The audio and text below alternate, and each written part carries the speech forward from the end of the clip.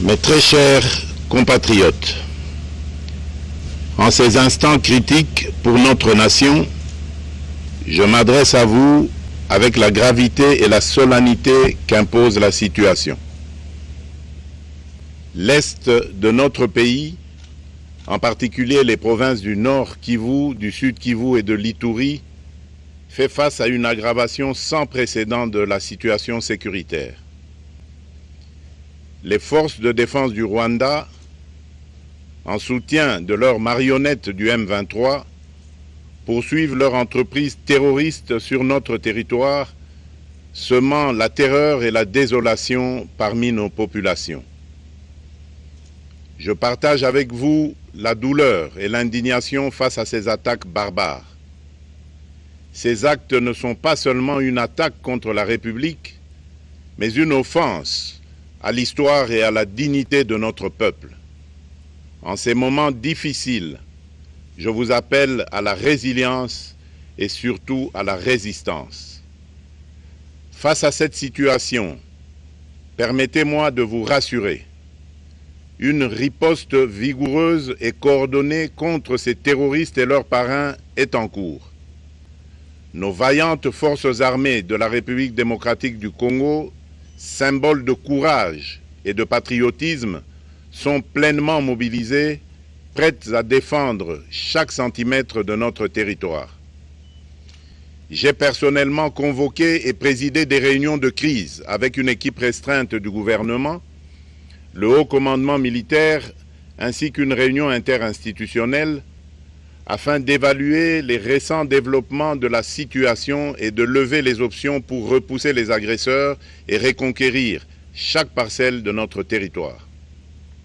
À cet effet, j'ai nommé ce 28 janvier le général-major Évariste Somo Kakule au poste de gouverneur militaire du Nord Kivu pour renforcer la coordination des opérations militaires et restaurer l'autorité de l'État. Parallèlement, nous avons engagé d'importantes démarches diplomatiques, notamment au sein du Conseil de sécurité des Nations Unies, ainsi que dans le cadre du processus de paix de Luanda, auquel nous restons pleinement engagés malgré les obstacles. Nous privilégions la voie du dialogue, mais toujours avec lucidité, tout en restant fermement résolus à défendre notre territoire et notre souveraineté par tous les moyens nécessaires. Mais ce combat n'est pas seulement celui des FARDC. C'est le combat de tout un peuple, le combat de notre identité congolaise, afin de léguer aux générations futures un pays prospère et en paix.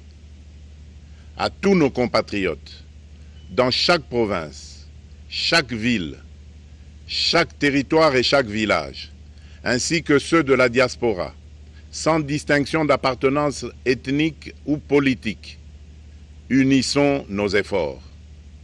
Apportons un soutien indéfectible, moral et matériel à nos vaillants soldats. Mobilisons-nous comme un seul homme pour défendre notre souveraineté et sauvegarder notre intégrité territoriale. Je suis pleinement conscient des souffrances de nos compatriotes qui fuient les hostilités. Le gouvernement est instruit d'activer le plan d'urgence humanitaire pour venir en aide aux déplacés. À vous, habitants de Goma et des environs, je ressens profondément votre douleur qui est aussi la mienne. Elle traverse nos cœurs et nos âmes en tant que fils et filles d'une même patrie. Mais face à cette épreuve, je vous exhorte à puiser dans cette force intérieure qui fait la grandeur du peuple congolais. Résistez avec courage. Faites preuve de vigilance constante et gardez votre calme malgré l'adversité. Sachez que nous ne sommes pas restés inactifs. Des plans de contingence sont préparés pour assurer la protection de la population civile et prévenir toute escalade de la violence. Les dispositifs de sécurité ont été renforcés pour protéger les zones stratégiques et nous travaillons sans relâche pour garantir le fonctionnement des services essentiels. Je tiens à rendre un hommage solennel à tous ceux qui ont payé le prix ultime dans cette lutte pour notre dignité et notre souveraineté. J'ai une pensée pieuse pour le général-major Peter Chirimwami, gouverneur militaire du Nord Kivu, tombé les armes à la main. Je m'incline avec respect devant la mémoire de tous nos militaires et de tous les Wazalendo tombés sur le champ d'honneur. Je pense aussi aux soldats de la mission de la communauté de développement d'Afrique australe, la SAMI DRC, qui combattent à nos côtés, aux casques bleus de la MONUSCO, qui ont sacrifié leur vie pour la paix, ainsi qu'aux innombrables civils victimes de la barbarie ennemie. Leur courage et leur sacrifice ne seront jamais oubliés, et nous portons leur flambeau avec la ferme détermination d'achever leur noble combat. Je voudrais ici interpeller directement la communauté internationale et l'Union africaine. Le Rwanda continue de violer ouvertement et sans scrupule les principes fondamentaux de la Charte des Nations Unies ainsi que les accords régionaux. Pire, ces agissements se déroulent dans une impunité totale et ce, avec un mépris manifeste des règles internationales et des valeurs que ces institutions sont censées défendre. Cette attitude arrogante, qui ne cherche même plus à masquer ses forfaits, est une provocation inacceptable à l'égard de notre souveraineté et de la stabilité régionale. La présence de milliers de soldats rwandais sur notre sol, leur soutien politique, logistique et militaire à leur pantin du M23, ainsi que leur implication dans l'exploitation illégale de nos ressources naturelles, nous conduisent tout droit à une escalade aux conséquences imprévisibles, mettant en danger toute la région des Grands Lacs.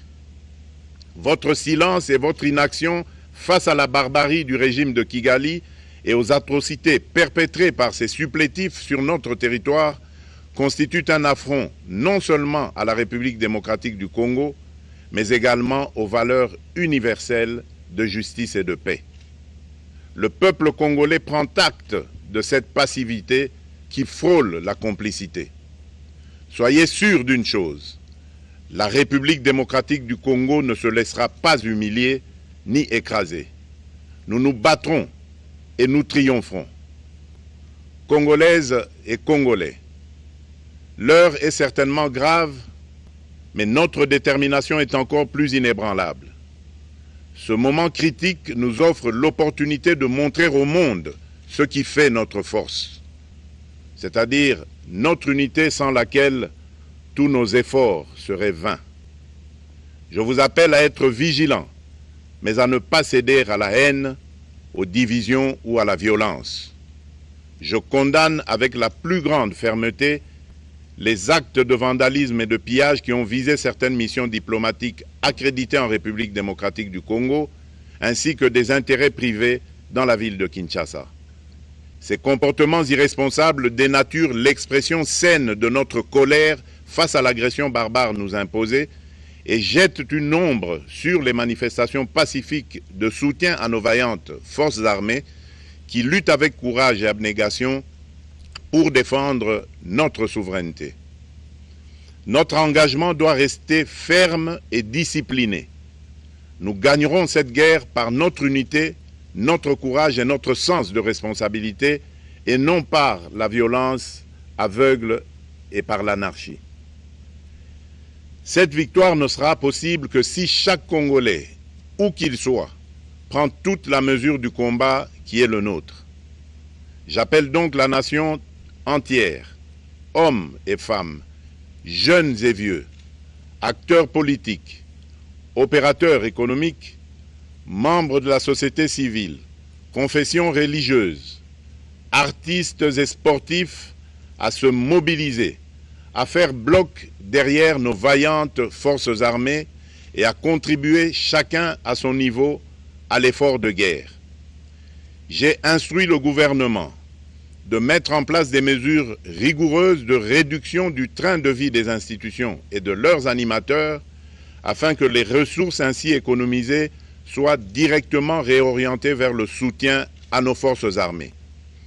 Dans cet effort national, j'en appelle également à la responsabilité du secteur privé qui est invité à contribuer activement à cette cause commune. Nos soldats se battent avec héroïsme pour la défense de notre intégrité territoriale et de notre souveraineté. Ils ont besoin de notre soutien total, qu'il soit moral, matériel ou logistique. À la jeunesse congolaise, pilier et espoir de notre nation, je vous exhorte à répondre massivement à l'appel de la patrie.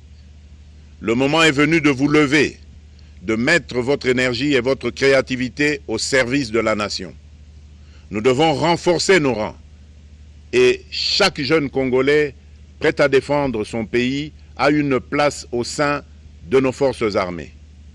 Enrôlez-vous massivement dans l'armée. Vous êtes le fer de lance de notre projet et votre mobilisation est déterminante pour la victoire finale. Aux braves populations du Nord Kivu, du Sud Kivu et de l'Ituri, vous êtes le symbole de la résilience congolaise, une source d'inspiration pour toute la nation. Vous n'êtes pas seuls dans cette épreuve. La République tout entière se tient à vos côtés, unis dans l'espoir et la lutte. Ensemble, nous ferons face et surmonterons cette épreuve. À nos vaillantes forces armées et aux vaillants patriotes Wazalendo, véritables sentinelles de la souveraineté nationale, je rends un hommage appuyé et vous exprime au nom de toute la République notre reconnaissance infinie et notre fierté inébranlable. Votre bravoure, votre discipline et votre engagement sans faille inspirent et mobilisent tout un peuple déterminé à défendre son territoire. Sachez-le, la République ne vous abandonnera jamais. Votre combat est le nôtre et vos sacrifices ne seront jamais oubliés. Vous incarnez l'honneur de la nation congolaise. À tous mes compatriotes, d'ici et de la diaspora, la République démocratique du Congo ne pliera pas. La République démocratique du Congo ne reculera pas. Je ne vous abandonnerai jamais. J'en fais ici le serment. Le soleil n'a pas cessé de briller sur notre patrie. Ensemble, main dans la main, nous surmonterons cette tempête et nous ouvrirons une ère nouvelle de paix et de prospérité pour les générations futures. Que Dieu bénisse la République démocratique du Congo et son peuple. Je vous remercie.